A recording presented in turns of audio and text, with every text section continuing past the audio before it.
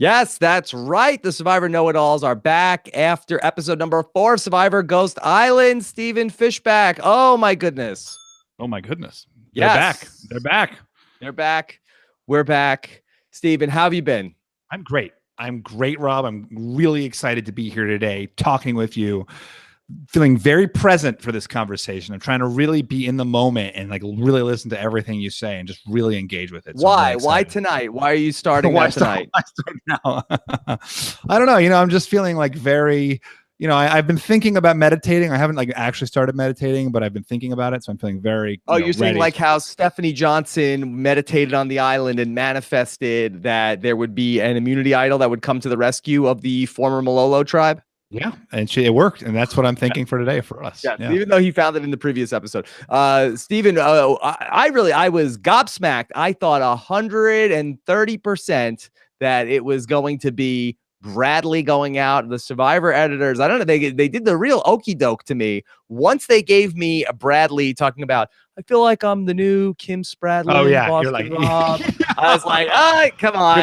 Can you be more obvious? Can you be more obvious and tell me what's going on? Come on. At least, string me along a little bit. Yeah. And he stayed. Go ahead. Sorry.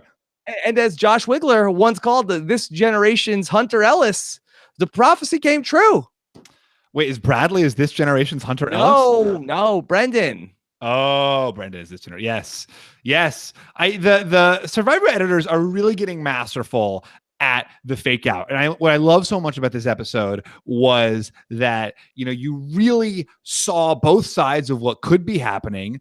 You had a suspicion that it was going to be this one guy, all of the tricks of the trade that we've learned, they used against us. They used all of our editorial assumptions against us so that we believed it was going to be Bradley. But then when it was Brendan, we totally understood why it was Brendan. It was like a perfectly told story.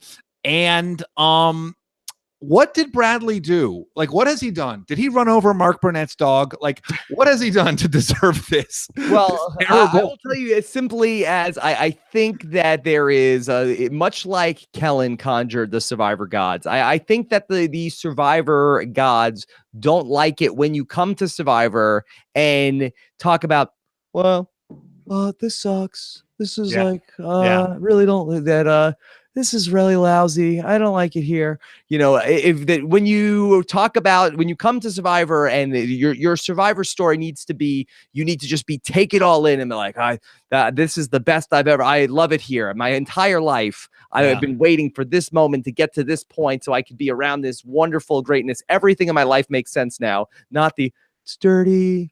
I like it. Is that your Bradley? I hope you have time to improve your Bradley before he leaves. No, I do think you're right. I think you're right. Like, people, they want enthusiasm. We want enthusiasm. And for someone who's a little bit dour, maybe that level of enthusiasm doesn't come naturally.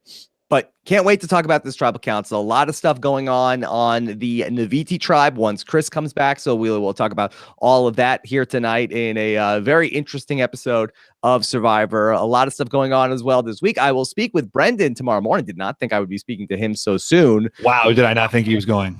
Exit interview coming up on Thursday morning. And then I will have the great Allie Elliott will be here in the studio with me later on Thursday. So we will have that up for you guys Thursday night. And then on the voicemails this week, Stephen, Tyler Fredrickson will make his first voicemail appearance on the podcast. So we will talk with him as well. 2 weeks from tonight as well. Run It Up Reno is happening. I will be there. It will be a night of winners as Adam Klein, Ben Driebergen, Tyson Apostle, Big Brother Canada winner, Kevin Martin, 6-time podcast award winner, Rob Cesternino. Wow. And you're really the ultimate Survivor winner. Other than Rupert winning the fan award, you're right one tier down from Rupert. One tier down. I don't know anyway. Other than the View lady, nobody has profited from Survivor like you have profited. That would be a podcast. And also with all the winners and coach, it will be at Run It Up Reno 2 weeks from tonight, completely free of charge for you to join us for a live Survivor viewing. I'll be doing the podcast there that I will have to, without Stephen Fishbach, I will have to find find the will to be able to pull it off. You know, I don't appreciate your sarcasm. It sounds like I'm being serious. Yeah, I don't know. Being serious. So Wow. we will get it together. That show will be live in 2 weeks, and you can join us at the Peppermill Resort. Go to runnitupreno.com, promo code RobReno for a discount on a room at the beautiful Peppermill Resort, courtesy of Run It Up Reno and Jason Somerville. All right. Well, you've seen what happens to my partners when they try to do it without me, Rob. It doesn't end well. Yeah, they flame out, and terribly. I don't know, like the JT thing. That was sort of where I was going, like the. No, I thought you were talking about like what happened to Jeremy after you were gone from the game. No. All right, let's talk about this episode of Survivor. Okay. Stephen, I want to talk about the plan for the Malolos in terms of what they attempted at the tribal council, because I did think it was going to work in the moment, but in hindsight, I don't know if that was the right way to go. And I'm not being results oriented. Well, tell me what you mean by that. The idea of, okay, they had the idol. Right. And then, first of all, I thought that Michael was quite masterful at the tribal council. I think that the presence that he had at the tribal council, I did not see that coming from him. I kind of expected him to be, okay, he's 18. What does he know? What is he going to be able to do? I thought he really had a great presence at that tribal council. I thought he really took the lead in terms of describing. I thought that he had a bold play to say that James's idol was able to protect two people because of the Ghost Island twist. I thought that was very clever to throw that out there to potentially cover half the people. And it's believable. And like today's Survivor, if you say this thing does something, like I can't prove you wrong. Right. Much like when Tony said that the idol that he had was going to work until Final Four, and it only worked until Final Five. I mean, there is precedent for that to sort of misrepresent the powers that a particular artifact might have. But then the idea of, hey, we are putting our votes on Bradley tonight. Right. Join us. We are going to vote out Bradley. You don't need him. Come with us. It just takes one of you to save the day and come with us and vote with Bradley, or vote with us against Bradley from your team. I think that when we take a look at that part, I think that is the part of the plan that was the problem. Why? Because I think that what the survivors do in that scenario, and you have to go back to the famous Three Amigos tribal council where Malcolm and Eddie and Reynolds said, make them turn on each other. We're all protected. We're voting for Philip tonight. Who's with us? And what you do when you sort of identify, hey, we can't stand this guy, join us and let's take out this guy. You sort of set up a win-win for the former Navidi tribe members in that, hey, if you guys stick together, yes, you will knock out one of our numbers. But if you vote wrong, you will lose your most irritating member from your alliance. So they didn't keep the risk of if you're Kellen, if you're Sebastian, if you're Chelsea or Desiree, they didn't keep the risk in there. Oh, if I don't jump ship, it could be me tonight. It's like, well, if I get it wrong, it'll be Bradley, and I really don't care. Well, but why would it be them tonight? So I totally disagree with you, which makes me feel like I'm on safe ground. But tell me why. I just want to get some of the premises here. Why could it be them tonight? Like, why, if instead Michael had been like, it could be you tonight unless you jump ship, how? Because if they don't give away their target of who they're voting for, they said, we're putting all of our votes on Bradley. That if they don't say that, Kellen is like, boy, if I don't flip, it could be me. If Desiree could say it could be me. Yeah, but by flipping, no, because in that situation, by flipping, you make it you. If the four Malolos are putting their votes on any given person, then that Navidi person thinks wow, it really could be me. If I screw this up, I might be the one going home. I can't afford to change my vote. That is fair. That's a fair point in terms of yeah.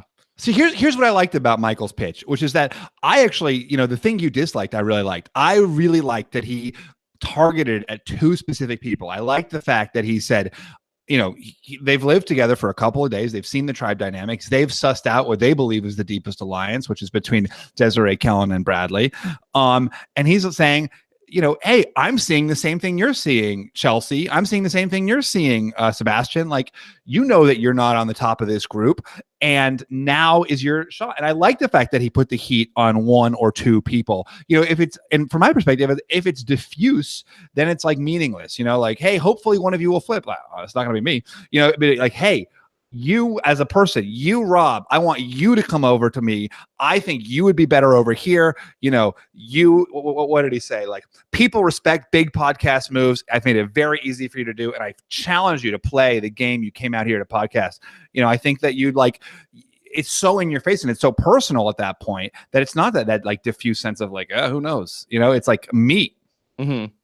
Let me pitch you on another idea that I was thinking of. Okay. Yeah.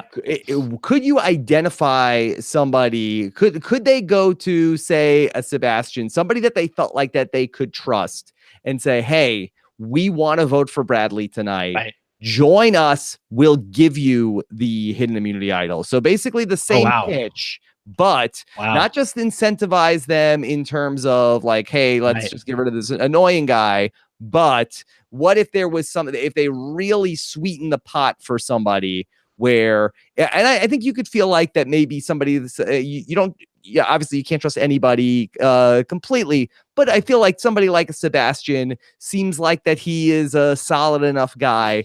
Could you, if you felt like that you had an in with him, could you entice him with the idol? It definitely feels like, I think it's a really smart idea. And it definitely feels like there is a play that should have been made here before Tribal Council. And I almost wonder if it was made before Tribal Council. The part that we saw, all we've really seen of the Navidi Malolo sort of interaction on that tribe is basically Kellen shutting down the Malolos by the water well, right? When she was with Jenna and Stephanie saying like, oh, it sucks that there's just 4 of you. And then we saw Bradley today when Stephanie approaches him and he's like, oh, sucks to be you, and that's, I really feel like we debated whether or not Kellen's play was bad last week. To me, like Bradley's play this week really clarified that, yes, that was bad. Yes, that is a bad idea. You really have to be open to everybody. You really have to at least engage strategically with everybody, and just completely shutting people down. It's bad in the moment. It's bad because then they go off and like plot against you. It misses the opportunity to like build alliances. I mean, Stephanie in that moment, and I'm sort of going all over the place. I'll wrap it up. Stephanie in that, in that moment to me was saying like, that exchange was like Bradley said something like, or Stephanie was like, hey, so what's it going to be? And Bradley's like, we'll see. And Stephanie's like, well, just, I really don't want it to be me. And Bradley's like, oh, that sucks. Stephanie was saying to Bradley, like, hey, I'm open to doing something here. I want to be on your team, or like, I'm open to making a move just to save myself. Right. Like, that's what I heard from Stephanie. And, it really seemed like just by completely shutting it down, Bradley was sort of losing out on a lot of potential opportunities. So, all of which is to say that the only real interactions we saw were those total shutdowns. And I do wonder, like, was there like a Sebastian, Brendan, Michael bro down? We know Sebastian likes to bro down. Well, just to go back to the Kellen conversation with Stephanie versus the Bradley conversation with Stephanie, I think that while the message was ultimately the same, the delivery, I think, was quite different. Yes. Where I do not believe that Stephanie walked away from her conversation with Kellen being like, I hate this woman. Whereas the conversation she had with Bradley when he was like, come on, what do you think? It's 5-4. Come on. I thought that she walked away with like, this smug jerk. I'm going to love trying to get him out tonight. So I think that it's not necessarily the message, but the medium of how you're delivering it. So in terms of then a potential bro down, I mean, who knows? It looks like from the preview for next week that we're seeing that Sebastian is going to have the love goggles on as well. Yeah, I guess so. So I actually didn't see the preview for next week. Okay, don't worry. No problem about that. So, I want to get your take on Kellen going to Ghost Island and opting not to play in the game that was set up for her there. It does turn out to loom large over the vote in that it does give the former Malolos that 5-4 advantage at the tribal council. Did you agree with her thought process there of, I will not play the game to get the advantage? Oh, yeah. I mean, entirely. I mean, that seems like an almost, I really give her a lot of credit for that decision because I do think in Big Moves era Survivor, um, it's so hard not to, go for the advantage as I very well know, or go for like the superpower. But, a lot of the time, playing smart really is antithetical to playing big. And I think Kellen's awareness of the strategic position she's in really trumped her desire to make that big move. And I think that's definitely the right decision here, right? I mean, obviously it worked out that was entirely the correct decision, but given how slim the majority is of the Navidi versus the Malolos on that tribe, and also like given how like they're so into this numerical advantage, that there isn't more mixing and matching. Like if it were the other tribe where there's a lot more interplay, like maybe there would be room to make a move like that. But on that tribe, on Malolo, where there's basically no interplay between the two former tribes, it really seems like she's got to keep her vote. Do you agree with that? Yeah, I mean, I do agree with it. I think that just the exercise in sort of like winning this game is that in the long term of it, is that the right call? I mean, she's playing with the lead in the early going, and certainly for this round, it looked like it was the right thing to do. But I think if you take a thorough examination of all of these Survivor winners over the last 6 or 7 seasons, I think that a key cog in all the victories has been some use of idols or advantages along the way. And so while you cannot second guess the decision, that tonight it turned out to be the correct decision, I do wonder if we'll look back at this in hindsight and say like, boy, an idol or an advantage would have really been useful for Kellen somewhere along the way. Not Michelle. Yeah. Yeah, but she did get a chance to vote out a member of the jury. Yeah, it didn't really matter though. Did not have an impact on the game, on the result. Yeah. So, I mean, I hear you. And that's like a really tricky thing. Like, having an idol or an advantage can also, really hurt you. And, who knows if she even walks away from Ghost Island with that idol or the advantage, as Jacob had to send it over to the other tribe. Yeah. And I really wonder if like she's aware of that. I wonder how much information has filtered throughout the whole the whole community, the whole all the contestants. Yeah, because I don't think she would know about the one advantage that we've seen so far was the legacy advantage, which was passed from Jacob to Morgan. I don't believe that she knew about that. I think that Morgan kept that a secret. Dominic seems surprised to be getting it from Morgan in this episode. So I don't believe, even if they were potential allies, that Kellen knew about like, oh, it's just a legacy advantage. So I think that she didn't really even have a sense of that the power might be a lame one. Yeah, I agree. I mean, it's not inconceivable to me that like somehow that would have, filtered from Jacob to someone in a way, in a way we didn't see, and then it like makes its way around. But I agree that it's likely she didn't know, and it's also certainly possible that advantage, like we don't know what happens now, right? Like maybe they didn't want that first advantage to wind up in the hands of the person on Ghost Island, but now that the rules have changed a little bit, and as you speculated, people are going after rewards, they're coming back before immunity challenges. Maybe now that there isn't a real possibility for a person to get an advantage for themselves, we don't know. Yeah. Stephen, did you think that Sebastian was going to flip when you were watching the episode? Boy, did I think he was going to flip. Boy, I thought it was going to be like 5-4 against Bradley, or like even 6-4 against Bradley. And I thought Sebastian's like, I don't know what just happened vote was like his way of sort of excusing himself for like making the flip. I feel like we've like that's what basically I was like Hannah's vote in Millennials versus Gen X, where she like flips on Mari, and she says something like, I don't know why I'm doing this, and so I kind of like that sort of brought me back there. But nope, he hung tight, and like I kind of wanted to say that kudos to Bradley. Like let's give Bradley his credit, because he certainly is getting pooped on a lot by his fellow tribe mates. But if Bradley really is the ringleader, and everybody seems to suggest that he's the ringleader, the fact that he did keep his 5 together, the fact that he did lock them down, we saw just last week that on the other tribe, everyone's voting every which way. So for Bradley to keep his group together and to have them vote cohesively, even in spite of that really compelling sales pitch from Michael, that's a tribute to Bradley. Like, go you, Bradley. See, I disagree that because I don't know if he is the ringleader, but I think that he is posturing as if he is the ringleader. So I would give more credit to the people like Kellen, who may in fact be the ringleader, but aren't being targeted as the ringleader. No, you just like Kellen more because she's got like a peppier screen presence. Like if we're going by what we've actually seen on the screen, you relate to Bradley more. No, not even that. Although I do love my Bradleys, but the things that based on the things that actual people have actually said, like at Tribal Council today, we have that the Malolos were saying like Bradley is the leader over there, Bradley is the ringleader over there. So the only information we have as viewers of this mystery is that if anyone is leading things, Bradley is. Yeah. Stephen, let's talk a little bit about what was going on at the other tribe, at the Naviti tribe. And, I did feel very good for Naviti heading into tribal council. And this is something that I had noticed. I saw Dalton Ross also mentioned this on Twitter. We saw not 1 second of the Malolo tribe prior to the immunity challenge. And I felt very strongly that there was going to be a Naviti comeback in the challenge based on the fact that we did not spend any time with Malolo. We spent the whole first half of the episode with Naviti. Did you read into that at all?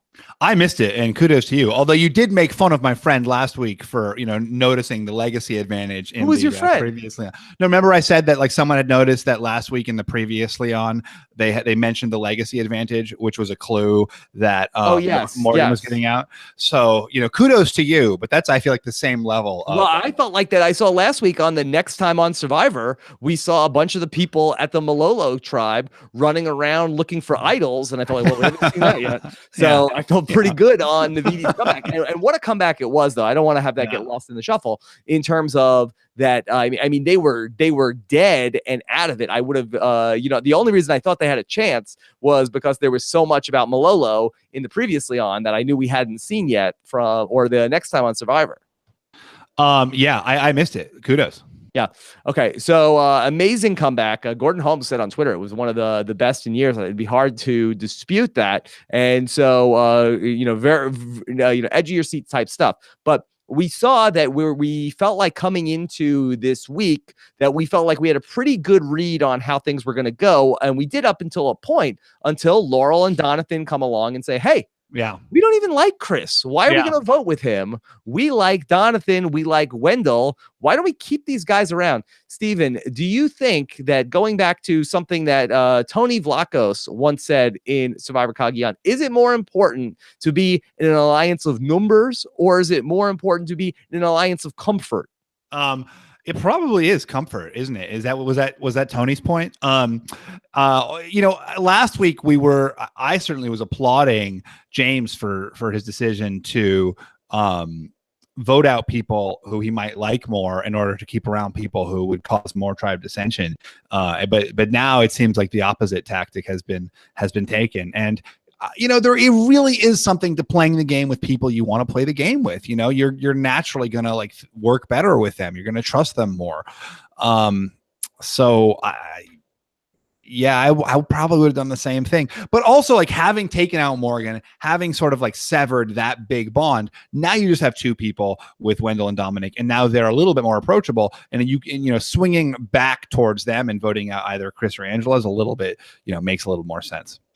It was such a coming out party for Laurel tonight, Stephen, where she really was dominant in the challenge. She really was single-handedly won 2 rounds of that challenge for Naviti. And then she ended up, we talked about last week, who should we be giving the credit to, Laurel or James? And James was so much more visible in last week's episode, but James was almost invisible in this episode. And I would have loved to have gotten his take on, was he on board with the Chris plan, or were Laurel and Donovan freelancing and saying, hey, we're the pair, Laurel and Donovan, and we're going to go out and make this other side arrangement and potentially vote against Chris behind James's back? I doubt they're going behind James's back, right? At this point, they seem to be operating pretty cohesively as a unit. But, again, it is all speculative. We have seen Laurel and Donovan before as a pair. They were presented as a pair in the first episode, walking and chatting. And I thought they kind of riffed well together in this episode. It wasn't just Laurel saying that they should, side with Wendell and Dominic. It was sort of Donovan who almost prompted that conversation. And so, kudos to both of them for coming up with that. And it was great. You see Laurel then talking to Dominic. Dominic reveals that he has the idol to her. So really big week for Laurel. I totally agree. And great week for that whole group. Yeah, that's a fun alliance. I really like that alliance. Yeah, that is a fun alliance. And, somehow, Chris amazingly is still in the game again, Stephen. He will move on to episode 5 coming up. And perhaps, he could be trending towards, if this Navidi tribe does go to tribal council, then he could be the one who ultimately gets voted out there. Or he could be like the consensus merge boot as well. Yeah, I could see something like that have either of those things. Although, like, he would kind of be a weak merge boot because it wouldn't be very interesting, right? Like, it's always like fun when the merge boot is like this big character, a big player. You're like, wow, that guy got taken out. This game is on. For Chris to go be like, oh, okay, yeah, I sort of have seen that coming for a couple of weeks. When was the last time that happened, though?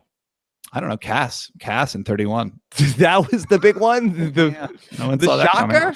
No, I don't remember the merge boot of any season that I wasn't on. Yeah. Okay. Right. Yeah. Yes. But for Dominic and Wendell, they really, it was interesting to see them after the tribal council to really feel like that their backs were against the wall. Dominic revealed to Wendell about how he has the real idol and gave some hope. Did you like the move for Dominic to tell Wendell at that point about his real idol? Well, it's funny because it seems like everyone already knows. And even Wendell was like, what? Well, it seemed like everyone knew about the fake idol. Yeah, but it seemed like, didn't everyone already sort of suspect like that he had the real idol because Chris was running around telling people? Yeah, well, there was some debate whether he had the real idol or a fake idol. I like that Dominic used as an excuse, like, oh, well, like the reason I didn't tell you is because like you're not supposed to tell people about the idol. Like just like that there's this like set of Survivor rules, that people follow. And like, yeah, of course I didn't tell you. Like you're not supposed to tell someone. That would excuse like somewhat sketchy behavior. Mm-hmm. And so those guys are really that while their stock was really rock bottom, coming into this episode where you needed some sort of a Hail Mary with a real idol and a fake idol. Now things are looking up for Wendell and Dominic. Yeah, but this is why it's so important to like keep, like the people on that tribe. I feel like that group is playing like I want everyone to be playing. Like keep your options open, make bonds with everybody. You don't know how things are going to pan out, and that's what I really think is wrong with what's happening on the Malolo tribe, where that dominant alliance is just not even chatting. You see Laurel talking to everyone. Laurel's in a meeting with Chris. Laurel's in a meeting with Dominic. We're just not seeing that over in the other group. And it's possible that some of those bonds are happening, but it really seems like the dominant narrative over there is one of separation. And I think that could be really dangerous going forward into a merge. Going back to last week's vote where we saw the threesome of Dominic and Wendell and Morgan vote against Angela, while that turned out to be the wrong move last week, can we look at that move now and say that it was a little bit of it provided an opening where, yeah, they blew it, but then that there was almost like that had they voted against a former Malolo person, maybe there would be more tension between the two groups, and they were able to, by voting out one of their own, even though it failed in what they were trying to do, that the fact that they were sort of honest about their intentions did help them in the long run here. Well, we don't know. I mean, the long run, only one person wins. It's like hard. It's so hard to make those arguments like after the fact, like did this decision, 3 weeks ago lead me to be. But we were hard on them last week because one of their people ended up getting voted out because their ally Morgan got voted out last week. Right. They made the wrong move. But what does it speak to? Is there wisdom potentially for turning against one of your own earlier, in that even if it goes wrong, there's still the opening of, while Chris is going to be pissed off, Angela's going to be pissed off. There's still 4 people that potentially you didn't vote against them. Yeah, I don't know. I don't think that I would never want to say there's wisdom in turning against your own early, but it certainly is possible when something bad happens to recover, and you can find the good in that bad situation. So you're doing a wonderful job, the optimist that you are, at finding the good in that bad situation. And I think you're right. I think you're right that there's for them to leverage that element of there is some trust here. Yeah, why not? Steven, do you feel like that should Michael feel better about how things ultimately went tonight? Speaking of being an optimist, because yes, his close ally Brendan did get voted out of the game, but could he chalk that up to James's idol is cursed? Yeah. No, you cannot reverse the curse. It's the ultimate excuse. Cursed. It is bad luck. Can't get rid of the curse. We haven't seen anybody with an idol or an advantage do well so far. You know, both people who held the legacy advantages got voted out. Now, you know, Michael's idol was squandered in a missed attempt to save Brendan, or I guess to save Stephanie. So yeah, I guess that's nice. If it's like, I guess it is nice that like this is someone else's, like, you know, I feel so much like culpability over like my vote steal. Like, oh, that's the vote steal Fishbach screwed up. But if it was like someone else's vote steal, like, yeah, I think you're right. Like, it really liberates you from all that guilt. Look, it was a bad penny. What do you want me to do? There's you can't play this correctly. Steven, let me drag you into hot take territory like a Laurel, and I'm just going to pull you over here to with me.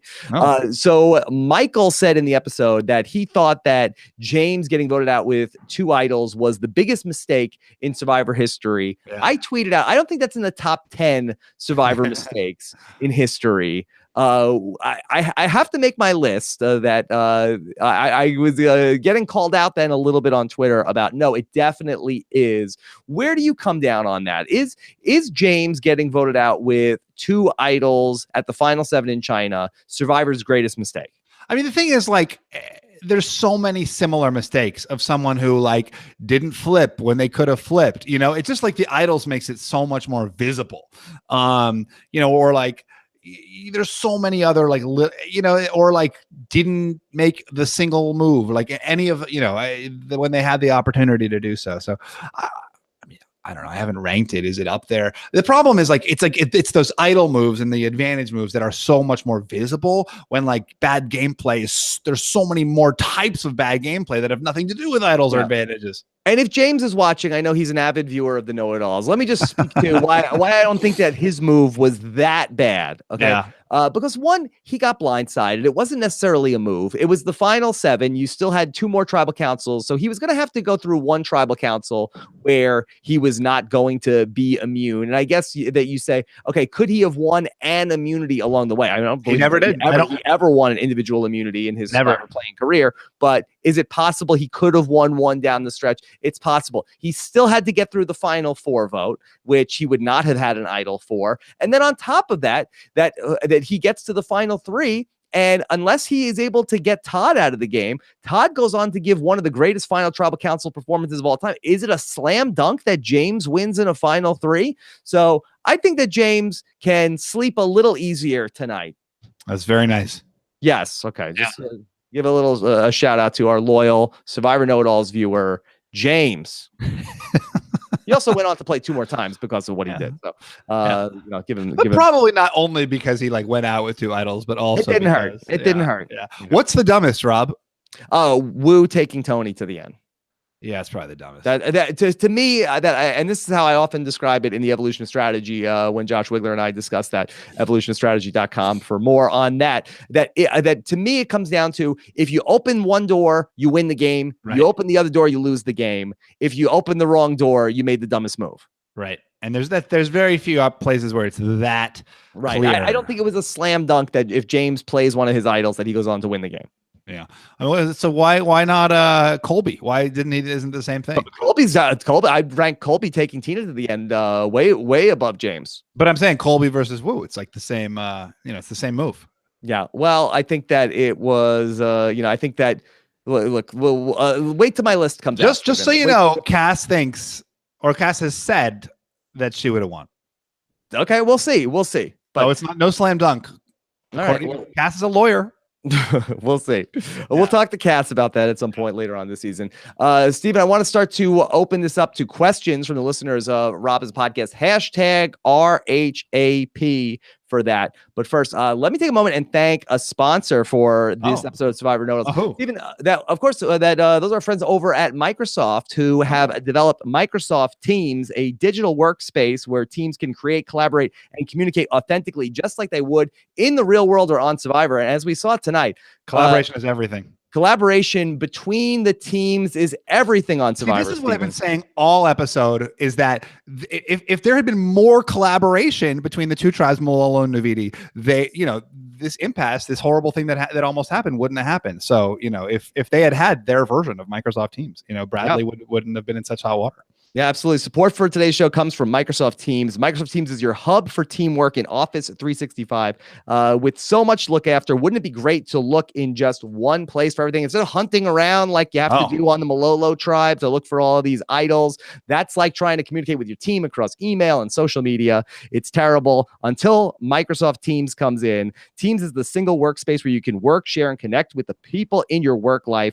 Teams brings together chats, meetings, files, and apps all in one place. Take teamwork where you work with apps for mobile and for desktop. So whether you're sprinting towards a deadline or sharing your next big idea, Teams can help you and your team achieve even more. I know in putting together the Survivor Know-It-Alls, there's so much teamwork that goes into every single episode of this podcast, Stephen, and that's why Office Teams could work for us even. Yeah, you, me, and Scott. Yes. We keep all the fishy awards and all in one place. So check out Office Teams as part of Office 365. Go to office.com/teams to learn more. Okay. Let's do it. Let's take our first question. What does Stephanie have to say? Stephanie Barilara wants to know, should the players be allowed to lie about what power their idol /advantage /etc. has? What do you think here, Rob?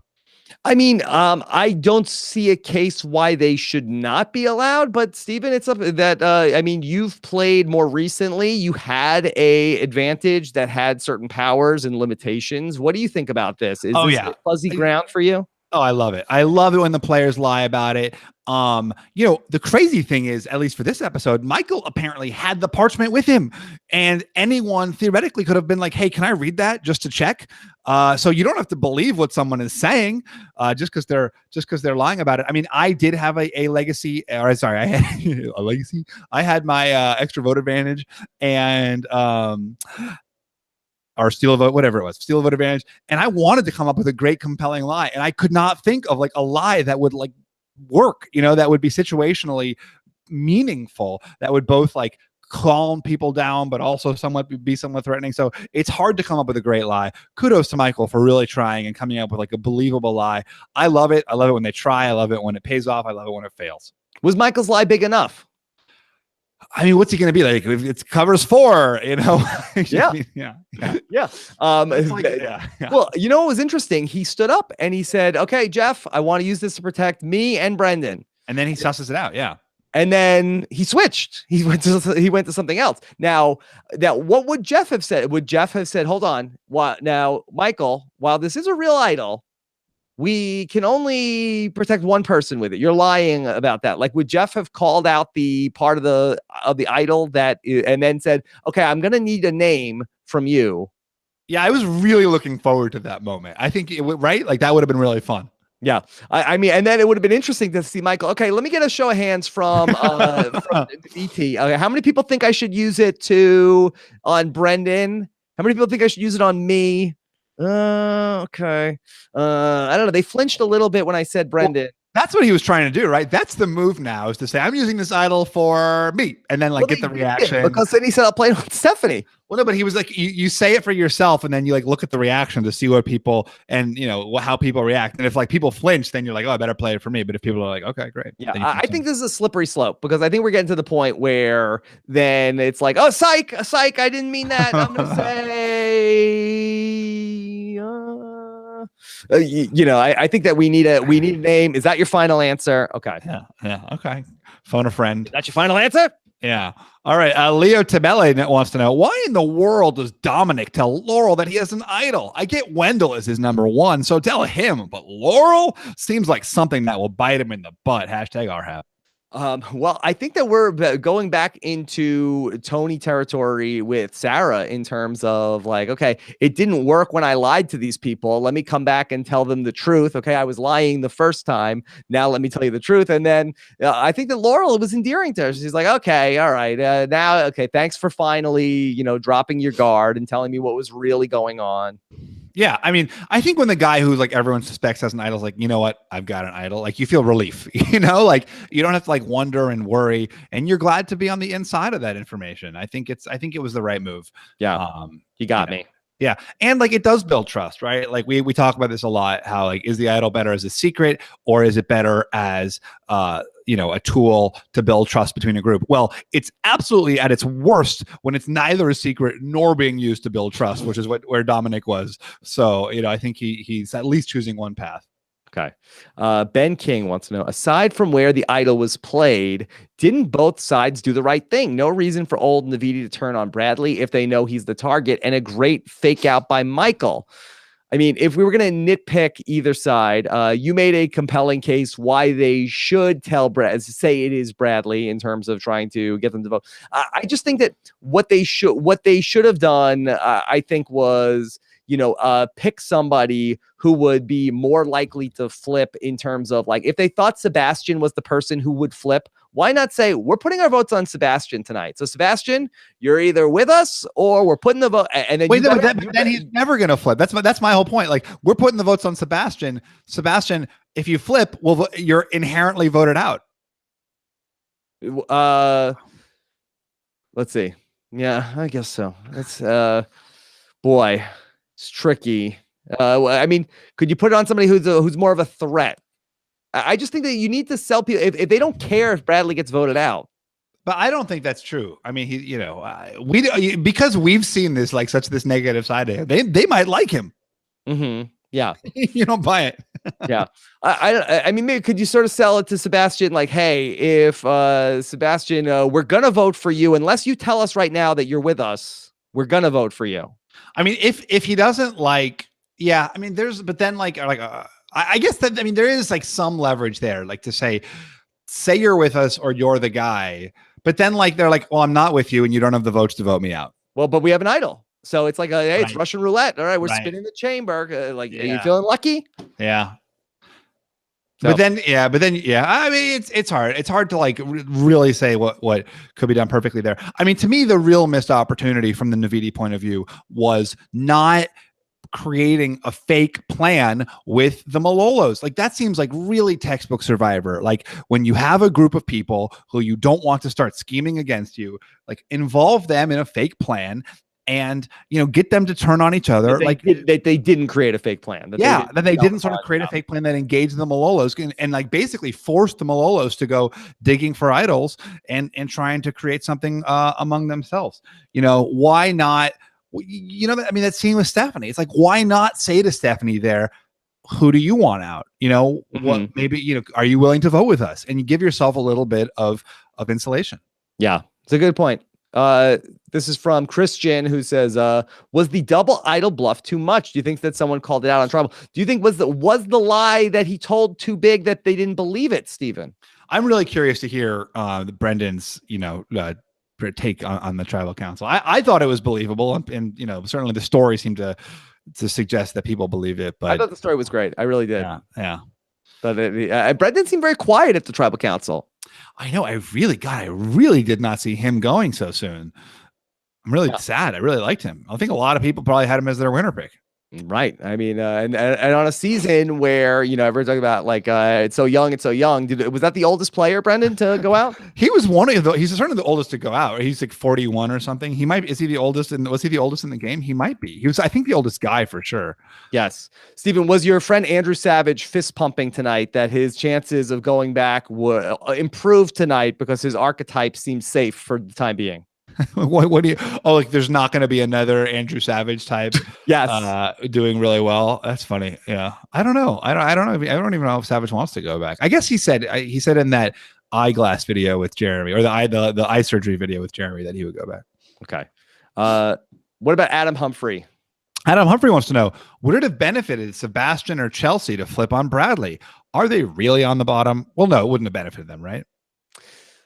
I mean, who's to say? I mean, you really get the sense that things are really getting intermingled over at the Navidi tribe. So, I mean, who knows? In terms of like the overall numbers in the game, there are 9 original Navidi left, and 6 or 7 original Malolo left in the game. So it's a 9-7 advantage if the tribes ended up holding, but Chris and Angela are wild cards. So I kind of feel like that you could make a case that it would benefit them to sort of like be in this, more mixed up group as opposed to just being a tribal loyalist.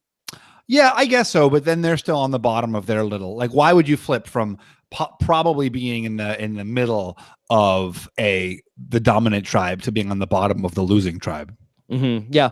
Stephen, do you ever look across and see what goes on at the other tribe where it's like, okay, hey, there was a 5-4 advantage, but Morgan went home at the last tribal council. I wonder if there is an alliance that's going. Do you need to see a second vote happen like that? Or are you getting into trouble where your bestie JT and Rupert said, look over there. Another man went out with the villains tribe, women's alliance. And then you end up getting yourself into trouble. I don't see how you don't end up coming. I mean, all you basically do is speculate about what's happening on the other tribe, right? It's the only safe. It's like the only topic of conversation that's truly safe. It's like we all know who those people are. We all have like something of an antipathy against them. Like we all have, we're all like, it's like a fun thing to speculate about that everyone can talk about in a game where you might not have very much in common with everybody around you.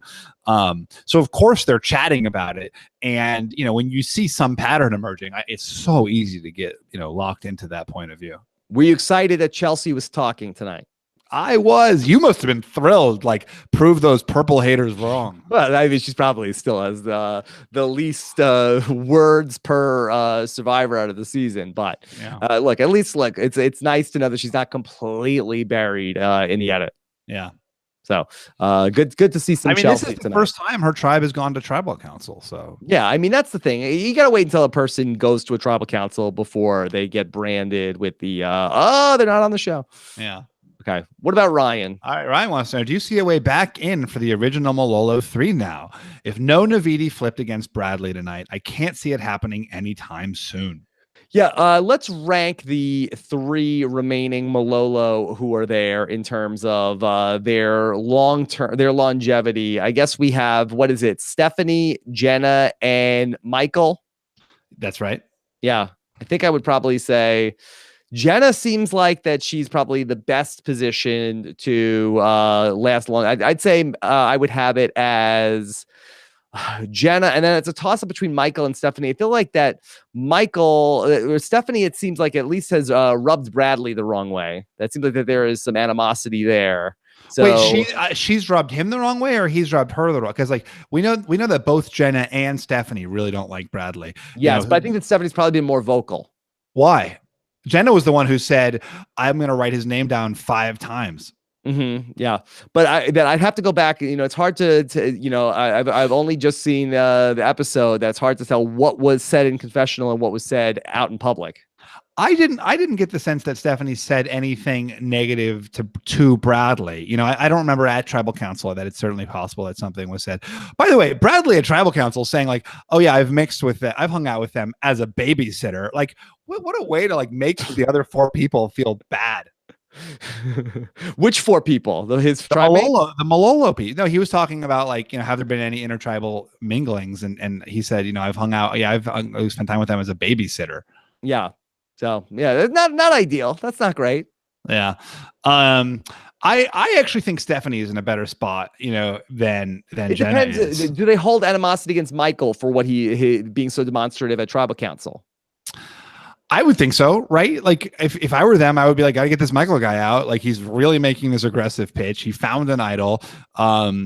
He's unnaturally well-spoken for an 18-year-old. He obviously has some like deal with the devil, so we gotta like nip that in the bud. What's the deal with the devil? You think that he was an older person and then he sold his soul to be handsome and 18?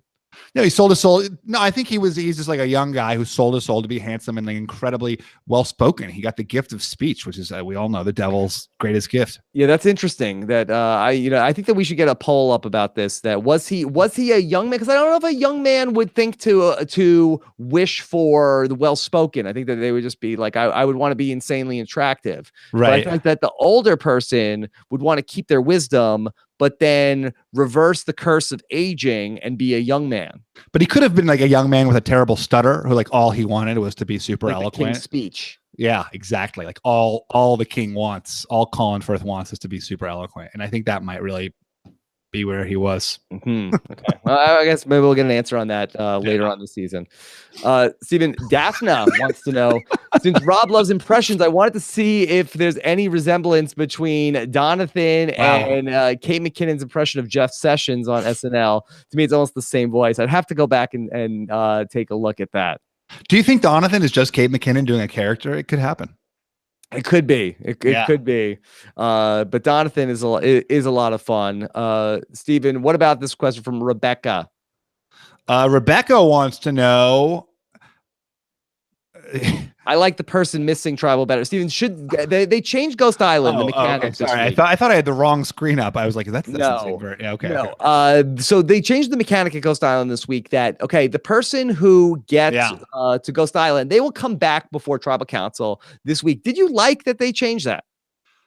I think it had to happen, right? I mean, what we've talked a lot about, like what it would mean if the person going to Ghost Island also got to miss a tribal council, but it seemed overpowered, right? You'd always want to go to Ghost Island for 1,000 reasons. This seems like more like standard, someone miss. I actually kind of was excited by the idea of someone missing a tribal, because as you get to the merge, those votes become really crucial. Yeah, I mean that I just don't know the rhyme or reason for it. I kind of feel like that it should be consistent, and I think that while we had an insanely entertaining tribal council tonight, I feel like that Malolo caught an unlucky break here tonight. In that while Malolo caught a lucky break last week, that Chris ended up going to Ghost Island, that you could have had the same situation play out where it would have been another 4-4 potential vote coming up tonight. Instead, it ends up being this 5-4 vote, which only becomes interesting because that Michael found the immunity idol. Yes, that's a really, really, really good point. It would have been very interesting had Kellen not come back before. But I actually don't think of it as the Malolo group catching an unlucky break. Like, my guess is that this was always how Ghost Island was meant to play out. Like that's how Exile Island played out. You'd leave a reward. But then what's the difference between this and Exile Island? Why is it Ghost Island? If somebody doesn't play a game and they come back before tribal, then what makes this different? Well, there's the option of games. I mean, I think it is Exile. It's Exile Island with games. Mm-hmm. Yeah.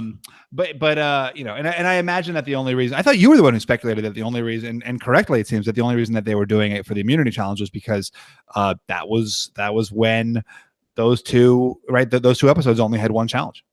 No, I don't think I ever speculated that. My question was going to be in terms of how are they going to play it after the merge, where it would seem like it would be very advantageous to be able. But I like that. I felt like that it was like, what's the strategy of who to send to Ghost Island? Other than, I guess there's a chance that they could have the opportunity to play a game where they could decide whether or not they want to play the game or not. It's like a 25% chance that somebody comes away with a prize from Ghost Island. It's like, one, it's 50-50 whether you get the chance to play the game, and then it's 50-50 whether or not you participate in the game. Well, there's also there's a social element too, right? If someone's a rabble rouser, you want to get them out of camp, or if someone is on the out, so you don't want them like making alliances or disturbing your alliance. You want them out of the way. I mean, the other issue is, like, I hope it's not just that it comes down to a rock draw I guess when there's individual rewards, presumably whoever wins the reward will make that choice. Although it's often like teams doing that. So I hope it's not a rock draw every week. That's kind of like, a little bit, it totally removes the strategy from it. Yeah. So we'll see.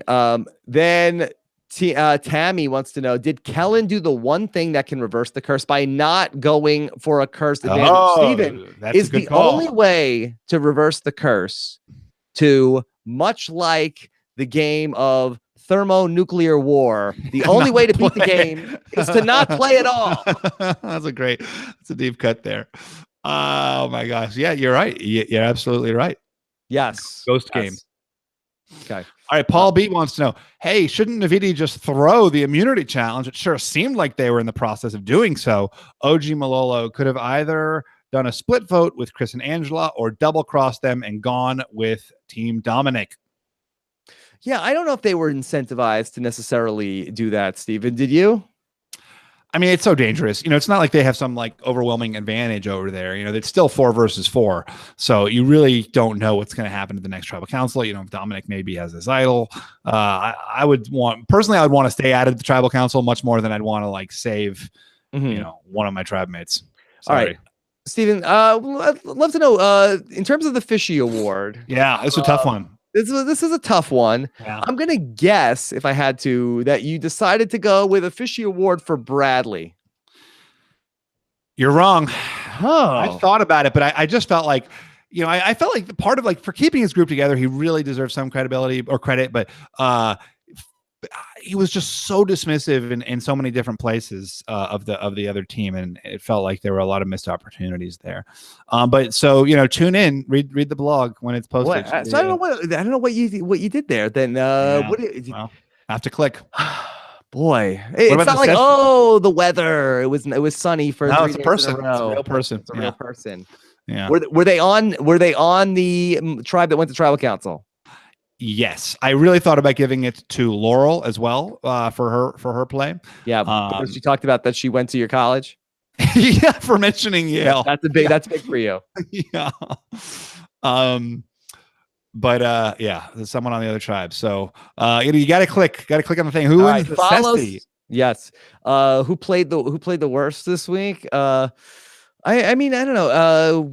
Is there one? I don't know if there's anybody who played demonstrably bad this week. That's what about one. So I actually the only person I can think of is Chris, right? Who comes back, he's in a potentially good spot, and he ends up rubbing everybody the wrong way so badly that they want to immediately turn on him. I thought it was really funny when Angela tells Chris, hey, they all voted for me, and Chris was like, this was really about me, and like that was like his immediate response. And it sort of was really about him. We had that confessional from Wendell last week, or I think it was Wendell, saying, we need to get out. If Chris isn't around, we need to get out Angela. But the fact that Chris like immediately goes there and doesn't even be like, oh my God, Angela, like, I'm so sorry. That's really upsetting. Yeah, I think that maybe in his mind, that's his way of saying like, no, they couldn't possibly have wanted to get rid of you. Like, you're wonderful. They would want to keep you around. They only wanted to vote for you because of me. So that's why you have to stick with me. Yeah, I mean, that's why you have to stick with me. Yes, it's a sinking ship. Get on board. Yeah, it's some kind of ship. Yeah. Yeah. All right. The only other. I had this like long analogy all planned out, and it didn't fit in either my blog, and it looks like it's not going to fit in the podcast. We can go as long as you want. Okay. I was thinking about why Kellen can pull the same thing, and she does the exact same thing basically that Bradley does, but with Bradley it's so much more irritating to the people than when it is Kellen. And I think it comes down to, I just think that it like gets at the essence. This isn't, I'm going to cut some of this analogy that I planned. I think it gets at the essence of in the edit. Yeah. In like my internal edit right now. Of like, why Survivor strategy is so hard to analyze, because, there's no one right move. And so much depends on not only your situation, but also who you are. For Kellen to be able to play this like aggressively strategic, like, hey, you're 4, we're 5. I'm sorry, that sucks. Like, it's with it's under the aegis of like her very outgoing, bubbly personality. Whereas for Bradley to say the exact same thing, it comes from his personality, which is a little bit more cold, a little bit more analytical. I was actually thinking of like myself, because that's all I think about, which is that I remember like when I went out to play in Cambodia, I got that advice from Cochran, like, just make everything really strategic, because then people aren't going to take it personally.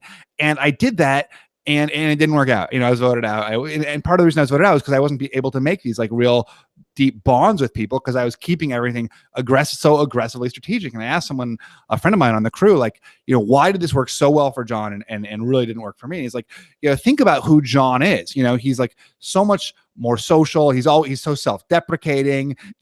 He's like, he really connects with people in this different way. Whereas you are much more aggressively analytical. You're a little bit colder. So for John to be very aggressively strategic is going against his sort of like core, very engaged persona. Whereas for me, like, it's just like magnifying those traits of my personality. So I thought it was interesting like parallel there with Kellen and Bradley, like the idea that one strategy can be so right for someone and so wrong for someone else. Yeah, I think that you speak to something that's a very important part of the game. Where in the early days of Survivor, they used to describe it like, "Hey, it's not about the elements; it's about the people." Yeah. And over the years, I think that there has maybe been some, people means like the strategic part of the game, and while that is very important, it really, I think that even more so than a firm grasp of all of the strategic maneuvering, it really comes down to interpersonal relationships, and that is going to be the ultimate decision maker. I think you can come into Survivor and be fantastic with the strategy, but if you struggle with the interpersonal relationship, you're always going to have more of a problem than somebody who is very charismatic.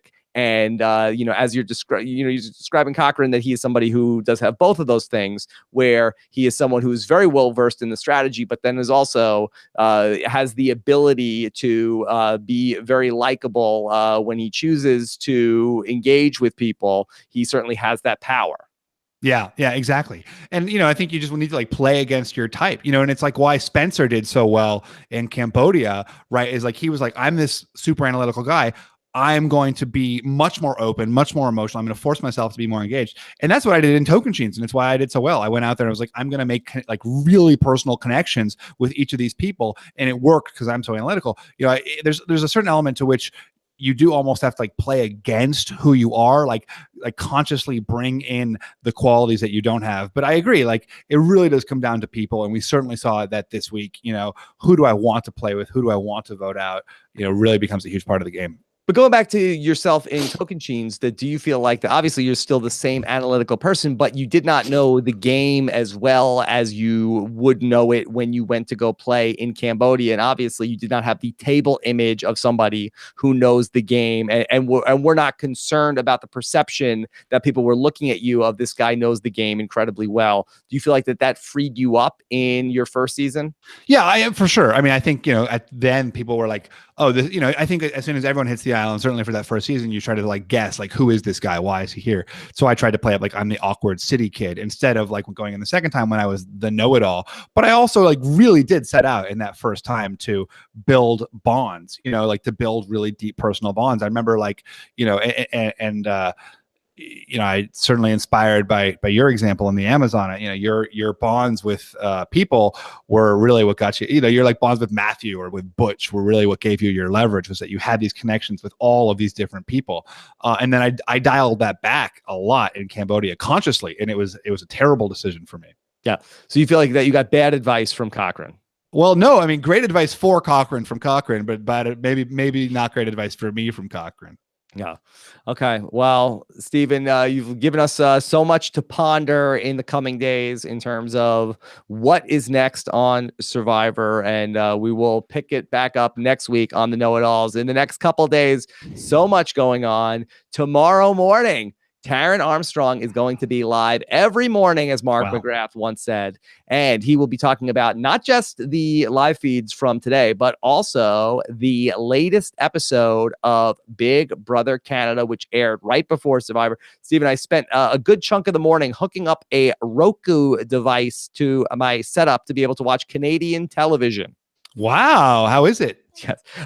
You know what? It's a lot. What are the commercials like? It's, a lot of places that you haven't heard of, like different chains and stuff like that for places that we don't have here in America. Do you want to start a franchise? Not particularly. I mean, that's what Heidi wanted to do back in Survivor the Amazon. She was talking with myself and Jenna and Alex. She said, hey, let's collude and we'll split the money and then we'll open up a Hardee's. Sonic. Wow, Sonic. She wanted to. Really? That's like, I told production, I'm like, I don't want a Sonic. How many of the business ideas that people plan on Survivor are food based? Is that common where the contestants talk about we should all go into business together and open up a fast food restaurant? Well, there were a number of like food based business ideas, on Tocantins for sure. What did you want to start? Well, one of JT's and my business ideas was we were going to start this frozen burrito chain. Mm-hmm. And then like when we got off the show, Brendan started a frozen burrito chain, and like it did really, really well. Yes, you didn't realize that you were like in the midst of somebody who was in the like a food industry mogul. Yeah. I'm not saying your idea. I'm not saying he stole my idea, but let's just say, maybe there was a little payback. Like of all of the frozen foods he could have started. Like, those guys screwed me. Now I'm going to steal their idea. All right. Tomorrow morning, exit interview. I will be speaking with Brendan. I still can't believe it. Join me for that. Plus, this week in Survivor history with the great Jordan Kalish. And then on Thursday night, Taryn will be back with a great panel to talk about the second eviction of Big Brother Canada 6. So be on the lookout for that. And then I will have my interview with Allie Elliott coming up tomorrow. You can send in questions for that show. Survivor@robhasawebsite.com. Looking forward to chatting with Allie about her time in Survivor 35, plus everything going on in Survivor Ghost Island. And of course, for more information about go further, even more behind the scenes. You think you love Rob as a podcast? You haven't even scratched the surface. Go to robhasawebsite.com/patron for all of the bonus shows, all of the behind the scenes videos, and everything that's going on in the Rob as a podcast community. When you go to robhasawebsite.com/patron. And Stephen, what a know-it-alls we had tonight. Wait, what's the hashtag? Yeah, what's the hashtag? I like further even more as just your motto. But what's a hashtag? Yes. Let's. What you got? Anything? No, I don't. Hey, you don't like it when it's turnaround is fair play, huh? Well, usually we don't do a hashtag on the no. I feel like you don't care for that. Well, I do. I really like it. It makes me feel special. But I'm terrible at coming up with them. You're so good. Okay. Let's see. We'll see if the chat has anything as we filibuster here for another couple of seconds. Of course, get your voicemails in for the podcast with Tyler Fredrickson coming up this weekend. Go to robhasawebsite.com/voicemail or 323-282-RHAP for that. And also, don't forget the Wiggle Room. Stephen, have you been enjoying the wand-offs this season? I've listened. Yes, I have. I just listened to one that was amazing. I don't know if it's but I don't. Yeah, I don't want to play favorites. Yes, you don't want to spoil anything. Yeah. I really have. Yeah. Okay. I'm very excited for Allie. Another player who was gone far too soon. Good get. So I see in the chat hashtag frozen burritos. All right, frozen burritos. There it is. Just it is. Twist the knife in my heart. Yeah. All right. Thanks so much to Scott St. Pierre behind the scenes. Of course, if you want to join us at Run It Up Reno in about 2 weeks, come on out. Go to runitupreno.com. Take care, everybody. Have a great night. Bye.